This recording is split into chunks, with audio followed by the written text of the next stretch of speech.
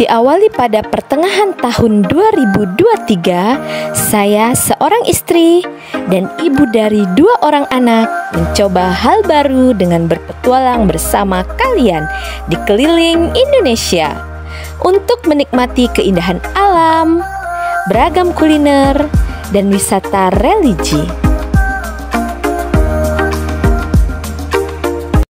Hai friend, apa kabarnya nih? Pastinya sehat-sehat selalu ya friend. Alhamdulillah kita masih mengeksplor di Kabupaten Sambas, Kalimantan Barat. Kali ini kita akan ke suatu tempat yang punya nilai historis, yaitu Keraton Sambas. Keraton Sambas ini friend diperkirakan sudah berdiri sebelum abad ke-14 Masehi.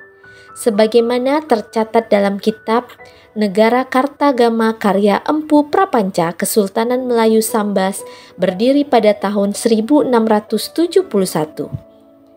Keraton Sambas merupakan pusat pemerintahan Kesultanan Sambas. Keraton ini terletak di tepi kota Sambas, Kalimantan Barat. Di daerah pertemuan Sungai Sambas, Sambas Kecil, dan Teberau. Keraton Alwad Zikubillah merupakan pusat pemerintahan Kesultanan Sambas. Keraton ini dibangun pada masa pemerintahan Sultan Muhammad Mulia Ibrahim pada tahun 1933 dan mulai ditempati pada tahun 1935. Raden Sulaiman yang bergelar Sultan Muhammad Safiuddin I. Terdapat beberapa bangunan di dalam komplek Keraton Sambas, yaitu dermaga perahu, 2 buah pintu gerbang, 2 buah paseban, kantor tempat Sultan bekerja, bangunan inti keraton, dapur, dan masjid. Bangunan keraton menghadap ke arah barat, ke arah Sungai Sambas.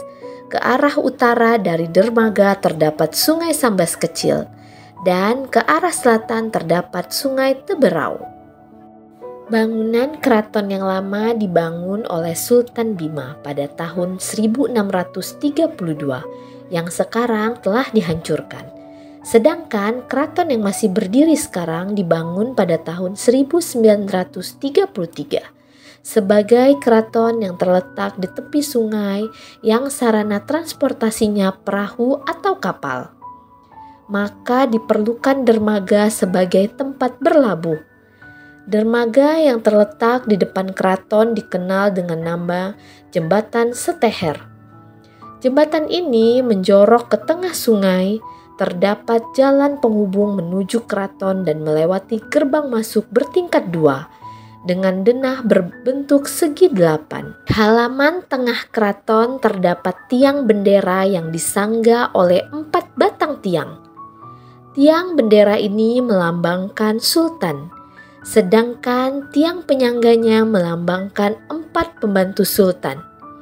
Di bagian bawah tiang bendera terdapat 2 pucuk meriam. Keraton Alwad Zikubillah terdiri dari 3 buah bangunan. Di sebelah kiri bangunan utama terdapat bangunan yang pada masa lalu digunakan sebagai dapur dan tempat para juru masak.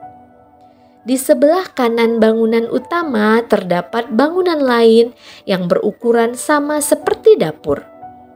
Bangunan ini berfungsi sebagai tempat sultan dan pembantunya bekerja. Antara bangunan tempat sultan bekerja dan bangunan utama keraton dihubungkan dengan koridor beratap.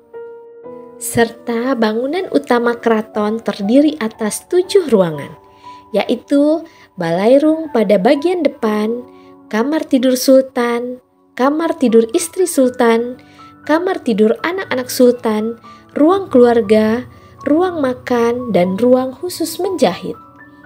Di bagian atas ambang pintu yang menghubungkan balairung dan ruang keluarga terdapat lambang Kesultanan Sambas dengan tulisan Sultan Van Sambas dan angka tahun 15 Juli 1933.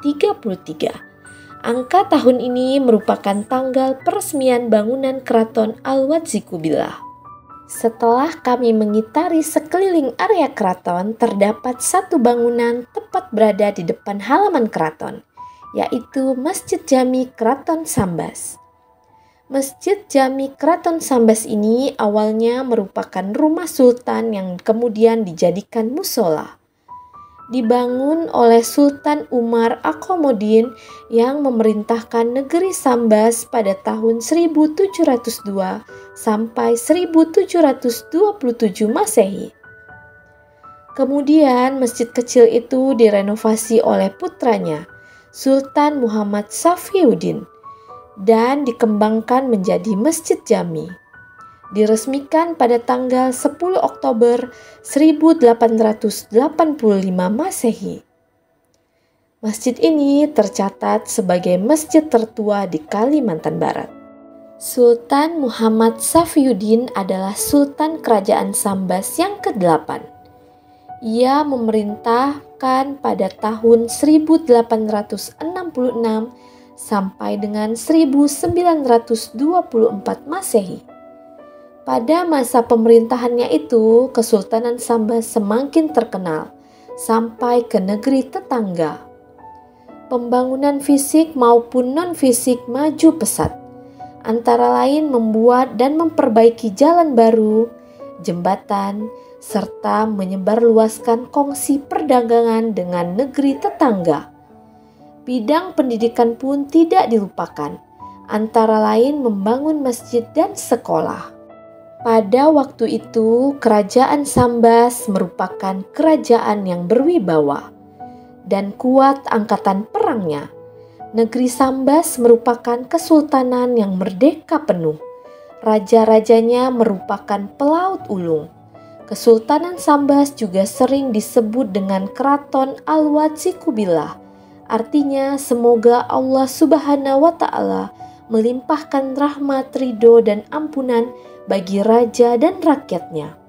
Adapun tujuan negeri Sambas adalah untuk negeri yang baik dan penduduknya diampuni Allah Subhanahu wa Ta'ala. Kerajaan Sambas ini pada mulanya didirikan oleh Raden Sulaiman yang berasal dari Brunei Darussalam. Bersama prajuritnya ia berlayar sampai di Sambas. Tujuannya untuk mencari daerah baru. Bangunan keraton yang lama dibangun oleh Sultan Bima pada tahun 1632 yang sekarang telah dihancurkan. Sedangkan keraton yang masih berdiri sekarang dibangun pada tahun 1933 sebagai keraton yang terletak di tepi sungai yang sarana transportasinya perahu atau kapal. Maka diperlukan dermaga sebagai tempat berlabuh. Dermaga yang terletak di depan keraton dikenal dengan nama Jembatan Seteher. Jembatan ini menjorok ke tengah sungai, terdapat jalan penghubung menuju keraton dan melewati gerbang masuk bertingkat 2 dengan denah berbentuk segi 8. Pada tahun 1812 Masehi, tentara Inggris pernah menyerang Sambas, tetapi dapat dipatahkan. Belanda pun pernah menjajah negeri Sambas, tetapi dapat dienyahkan. Yang paling aneh, kerajaan Sambas mempunyai sebuah meriam ajaib. Ceritanya ketika pejabat kerajaan mengunjungi negara tetangga, tiba-tiba istana diserang oleh Belanda yang ingin menguasai kerajaan Sambas. Di luar dugaan, meriam tersebut dapat menyerang tentara Belanda, walaupun tidak ada yang mengoperasionalkannya. Akhirnya tentara Belanda mundur dan gagal merebut kerajaan Sambas. Benar tidaknya cerita tersebut wallahu alam. Yang jelas sampai saat ini meriam tersebut masih ada di keraton kerajaan Sambas. Para sultan kerajaan Sambas selalu mengadakan hubungan bilateral dengan negara-negara tetangga demi meningkatkan taraf ekonomi rakyat dan melakukan studi banding dalam hal pemerintahan. Sehingga tidak aneh jika banyak sekali cenderamata dari negara-negara luar yang tersimpan di Kesultanan Sambas. Cenderamata itu ada yang berbentuk benda-benda pusaka seperti keris, pedang, meriam, dan ada pula berupa peralatan rumah tangga seperti piring, mangkok, baki, vas bunga, buli-buli, dan masih banyak lagi.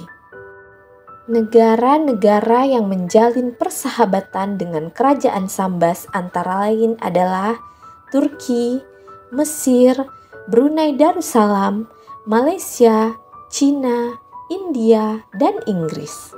Daerah Sambas ditetapkan menjadi kabupaten dengan ibu kota Sambas pada tanggal 15 Juli 1999. Sekilas info tentang perjalanan kami di Kabupaten Sambas, Kalimantan Barat. Semoga bermanfaat. Apabila kalian ingin keliling Indonesia mengunjungi tempat destinasi tertentu bersama kalian, silakan komen di bawah dan kasih masukan agar kami terus berkembang. Jangan lupa share, subscribe, dan nyalain tanda lonceng. Keep health dan sampai jumpa di vacation berikutnya. Bye-bye!